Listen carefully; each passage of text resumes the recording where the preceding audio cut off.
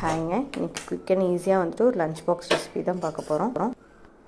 Lemon rice தான் நம்ம செய்ய போகிறோம். ஒரு பேனில் வந்துட்டு ஆயில் விட்டுக்கலாம். ஆயில் காஞ்சதுக்கப்புறம் கடுகு, கடலைப்பருப்பு, உளுத்தம்பருப்பு இந்த மூணும் போட்டு இது பொரிஞ்சதுக்கப்புறம் கருவேப்பிலை, பச்சை மிளகா இது கூட ஆட் பண்ணுறோம்.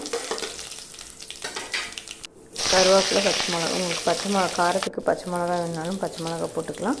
வரமிளகா வேணுனாலும் வரமிளகா ஆட் பண்ணிக்கலாம். ஒரு லெமன் நல்லா பிழிஞ்சு எடுத்து வச்சுக்கலாம். ஒயிட் ரைஸ் வந்து நல்லா தனியாக உதிரியாக எடுத்து வச்சுக்கலாம்.